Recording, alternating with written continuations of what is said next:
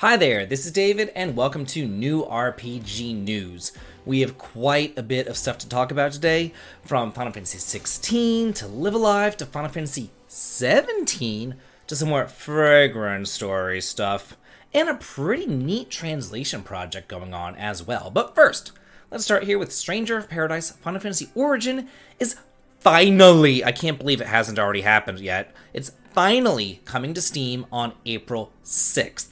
It's currently available on PC via the Epic Games Store, but like, seriously, who uses these other things on PC? Like, if you're not using Steam, like, I understand, you know, you can just go and download the other thing or whatever, but like, it's just so much easier just to have all of your games in one place on the PC and just keep them all on the Steam. That's what I do.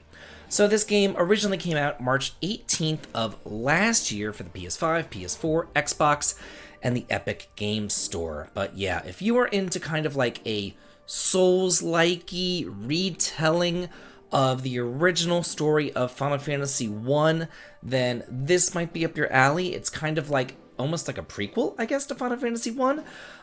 It's pretty obvious what happens in the game. I enjoyed the game itself. It was different. It wasn't exactly what I wanted from the game, but for what it was, I did enjoy it.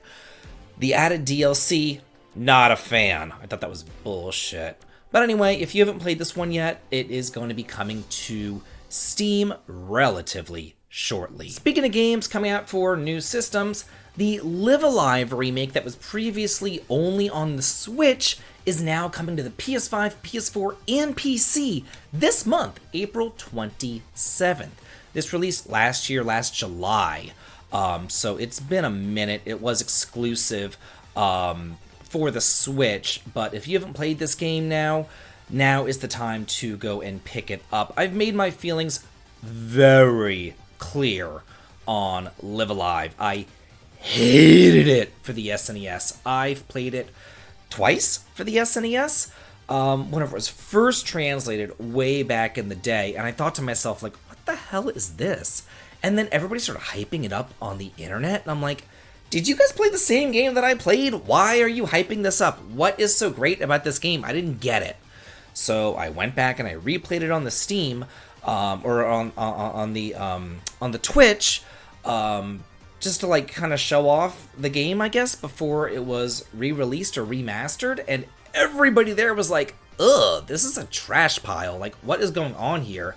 And yeah, and you know, they remade it, and they put it in the HD 2D, and they gave it voice acting and stuff, and they gave it some quality of life improvements, but it's still the same old shitty game.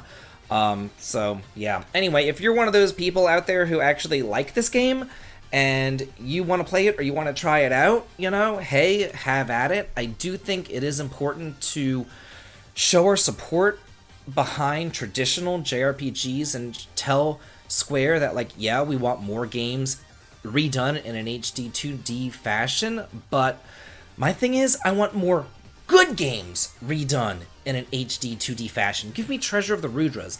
Give me Bahamut Lagoon. Give me some of these other games that we didn't get back in the day. Give me like Treasure Hunter G. You know, give me those games, not this. We have a release date, or I should really say, a release window for Infinity Strash Dragon Quest The Adventures of Dai. It is coming out this fall worldwide. Again, not a release date, just kind of a window. We have a quarter of whenever it's going to be coming out.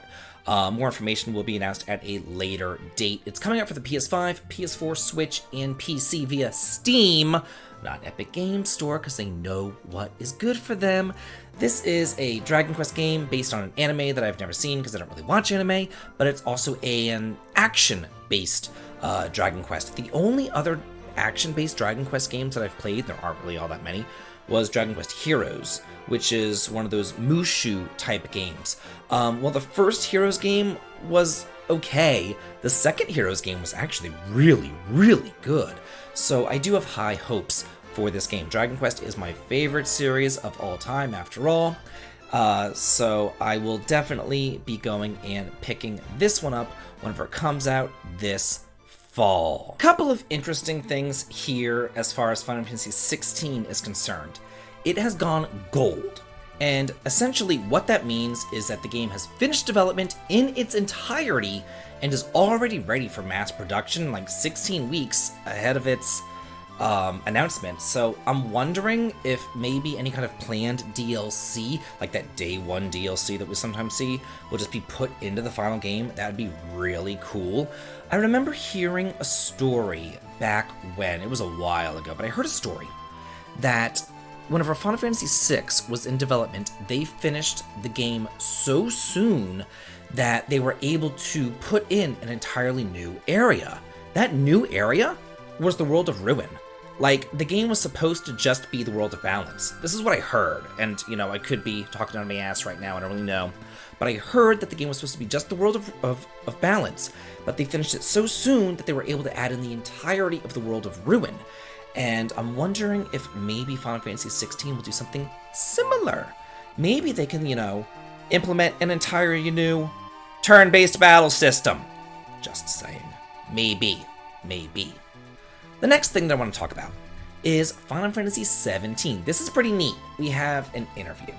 It says Final Fantasy XVII could return to turn-based combat and pixel graphics, says their producer. So there's a lot here. I'm not going to go through it all.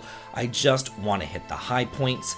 Basically, people are complaining, me included, that Final Fantasy XVI is more like God of War and Devil May Cry than any of its predecessors. And it says here that Yoshi P explained the reasons behind why he ditched that combat, but he stressed that this doesn't mean that him and his team have anything against the formula, nor does it mean that Final Fantasy can't go back to its roots.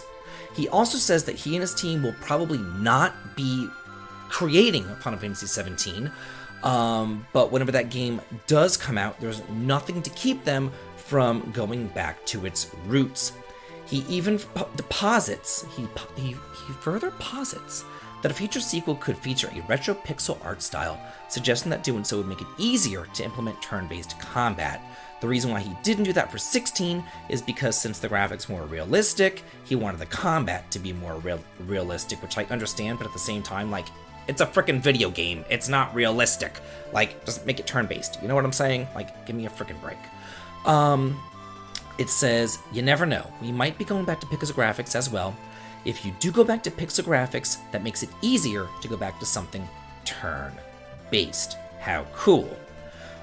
He says that he likes turn-based games himself, having grown up playing them, so he doesn't have like a personal disdain for the formula. Let's see what else he goes on to say. There was something, I remember I saw something as I was reading this, and I thought that it was pretty neat, and I wanted to bring it up. Where was it? Let's see, there's just talking about this. Yeah, he says this. At the very least, Square Enix is aware that there is an audience for turn-based role-playing games, as evidenced by the 2 Octopath Traveler games and the Voice of Cards titles. Then, it says here, Final Fantasy XVI launches for PlayStation 5 on June 22nd, which we already knew. A PC version will launch at a later date, which we didn't already know. As far as we were aware, this was going to be a PlayStation 5 exclusive, but now they're saying that there's going to be a PC version coming out, which more than likely there probably already was, so this isn't exactly, you know, news of the century or anything, but I just think it's kind of neat that it has actually been confirmed that there will be a PC version coming out later. Oh look, it's my favorite game of all time, the Scam Fragrance Story. Yeah, we're talking about that one right now. So, if you are aware, Fragrance Story came out as it was billed as the last RPG for the 3DS. It came out, it was 3 stages long and less than 10 minutes long. It was ridiculous. $75 down the drain. The developer, William Cage, said that he was going to create some sort of like DLC or something, some sort of like massive expansion to flesh it out and, you know, turn it into an actual game. Huh, the shock! Who knew? You know, what a concept. Let's make a game. He said that he was going to be doing this by the time that the 3DS store closed. Did he? No, he didn't. Big shock there. God. So anyway, he put out a small update patch instead of the promised huge patch, and the small update increases currency reward payout and fixes the re-needle ability duration. So that's like nothing. But then he says that there's going to be a large patch coming out called Papayas Path, with new missions, challenges, job classes, enemies, items, and gameplay features that should be roughly 40 times as long as the original version of the game. So maybe it might be like 4 hours? It's still kind of a tiny game, just saying, but at least it is a game.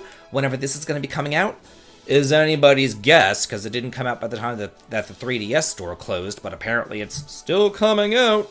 I'll believe it whenever I see it on this scammy, whammy, patami. I can't even believe I'm talking about this stupid game. Here's an interesting one, and our last news story of the day.